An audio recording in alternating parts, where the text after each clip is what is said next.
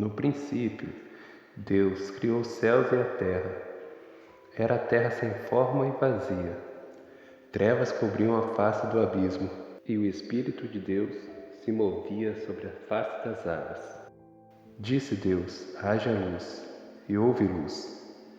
Deus viu que a luz era boa, e separou a luz das trevas.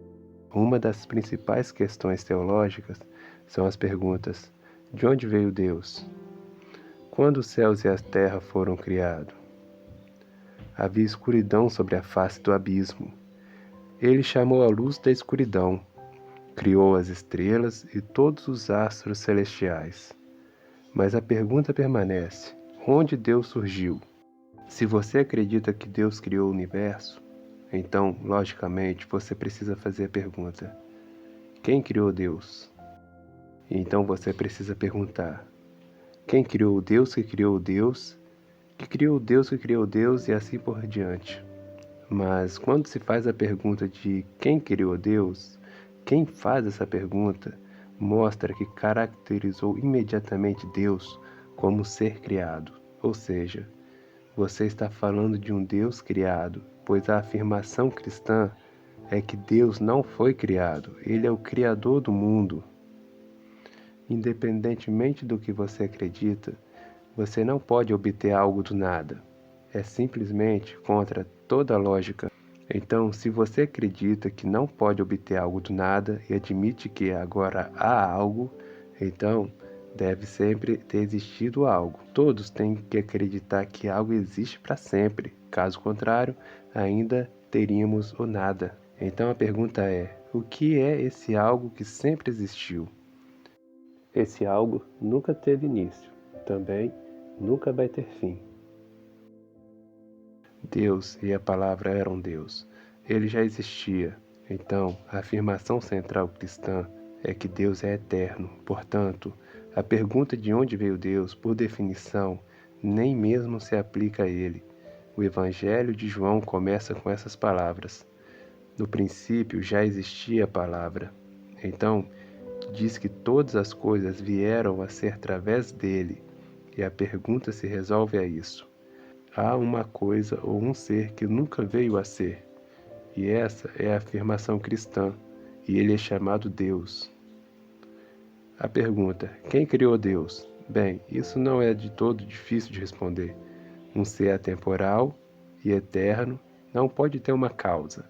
Se alguém perguntar o que causou Deus, a resposta é que nada poderia dar origem a uma realidade que transcende totalmente o espaço-tempo e que é autoexistente. Falhar em compreender essa ideia é falhar em entender o que é Deus.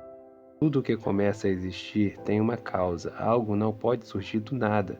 Mas se algo é eterno e atemporal, então não precisa de uma causa para começar a existir.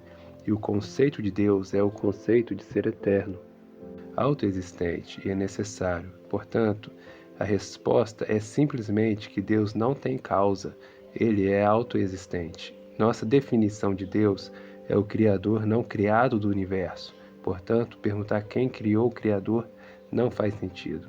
O Deus da Bíblia não é afetado por tempo, espaço ou matéria. Se ele fosse, ele não seria Deus.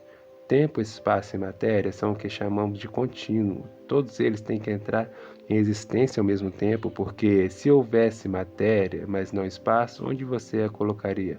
Se houvesse matéria no espaço, mas não tempo, quando você a colocaria? Você não pode ter tempo, espaço ou matéria independentemente. Eles têm que surgir simultaneamente. A Bíblia a isso responde: no princípio Deus criou os céus e a terra. Então você tem tempo, espaço e matéria criados. O tempo é passado, presente e futuro. O espaço tem comprimento, largura e altura. A matéria tem sólido, líquido e gás. Se ele estivesse limitado pelo tempo, ele não seria Deus. O Deus que criou este universo está fora do universo. Ele está acima, além e através dele. Ele não é afetado por ele. Perguntar de onde veio Deus é assumir um Deus limitado. Deus não é limitado pelo espaço, tempo ou matéria. Em Jó, diz que ele suspende a terra sobre um nada. Então, Deus cria todas as coisas: céus, estrelas, galáxias e disse que era bom.